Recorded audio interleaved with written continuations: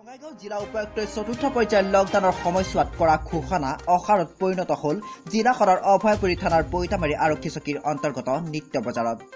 ৰাজ্য চৰকাৰে লকডাউনৰ ক্ষেত্ৰত কিছু পৰিমাণে শিথিলতা অনাৰ সুযোগ গ্ৰহণ কৰিছে অঞ্চলটোৰ একাংশ দুষ্ট চক্ৰই। চৰকাৰী নীতি নিৰ্দেশনাক বুঢ়া আঙুলি দেখুৱাই সামাজিক দূৰত্ব বজাই নাৰাখি একাংশই মিলিত হৈছে এই বজাৰত। আনহাতে চৰকাৰী নীতি নিৰ্দেশনাক বুঢ়া আঙুলি দেখুৱাই বজাৰখন সামাজিক দূৰত্ব বজাই ৰখাৰ ক্ষেত্ৰত অভিযোগ কৰিব যোৱা যুৱক এজনকো পৈতামাৰী আৰক্ষীয়ে বেয়াকৈ প্ৰহাৰ কৰে বুলিও জানিব পৰা গৈছে। বঙাইগাঁৱৰ পৰা ৰূপালী ৰয়ৰ ৰিপৰ্ট, পাব্লিক প্ৰেছ। আমাৰ এইফালে বজাৰ বহিছিল আজি, বজাৰ বহাৰ কাৰণে মই প্ৰতিবাদ কৰিছিলোঁ। প্ৰতিবাদ কৰাৰ কাৰণে এনেকৈ এইবিলাক বাৰ কোবাইছে, লাঠিটো কোবাই ভাঙি গৈছিল।